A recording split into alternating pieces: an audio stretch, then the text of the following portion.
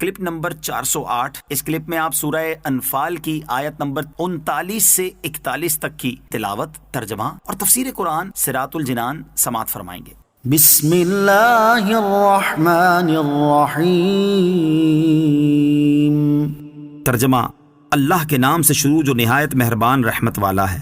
وَقَاتِلُوهُمْ حَتَّى لَا تَكُونَ فِتْنَةٌ وَيَكُونَ الدِّينُ كُلُّهُ لِلَّهِ فَإِنِ انْتَهَوْا فَإِنَّ اللَّهَ بِمَا يَعْمَلُونَ بَصِيرٌ وَإِن تَوَلَّوْا فَاعْلَمُوا أَنَّ اللَّهَ مَوْلَاكُمْ نِعْمَ الْمَوْلَى وَنِعْمَ النَّصِيرُ۔ ترجمہ، اور ان سے لڑو یہاں تک کہ کوئی فساد باقی نہ رہے اور سارا دین اللہ ہی کا ہو جائے، پھر اگر وہ باز آ جائیں تو اللہ ان کے کام دیکھ رہا ہے، اور اگر یہ روح گردانی کریں تو جان لو کہ اللہ تمہارا مددگار ہے، کیا ہی اچھا مولا اور کیا ہی اچھا مددگار۔ وَقَاتِلُوهُمْ حَتَّى لَا تَكُونَ فِتْنَةٌ، اور ان سے لڑو یہاں تک کہ کوئی فساد باقی نہ رہے۔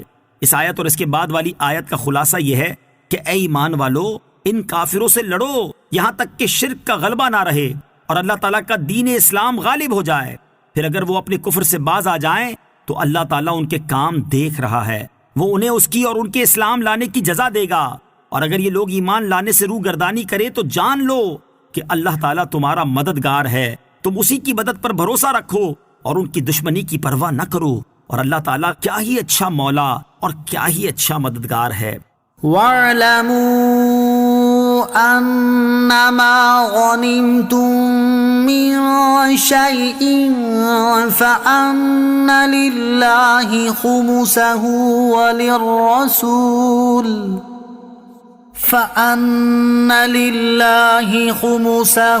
وَلِلرَّسُولِ وَلِذِي الْقُرْبَى وَالْيَتَامَى وَالْمَسَاكِينِ وَابْنِ السَّبِيلِ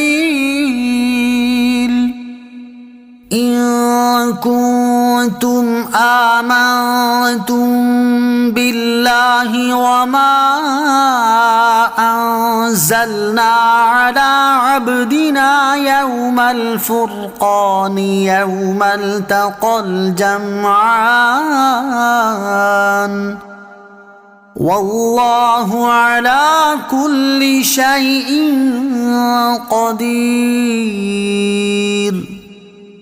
ترجمہ، اور جان لو کہ تم جو مال غنیمت حاصل کرو تو اس کا 5واں حصہ خاص اللہ کے لیے اور رسول کے لیے اور رسول کے رشتہ داروں کے لیے اور یتیموں اور مسکینوں اور مسافروں کے لیے ہے، اگر تم اللہ پر اور اس پر ایمان رکھتے ہو جو ہم نے اپنے خاص بندے پر فیصلے کے دن اتارا، جس دن دونوں فوجیں آمنے سامنے ہوئی تھیں، اور اللہ ہر شے پر قادر ہے۔ وَاعْلَمُوا أَنَّمَا غَنِمْتُم مِّن شَيْءٍ، اور جان لو کہ تم جو مال غنیمت حاصل کرو۔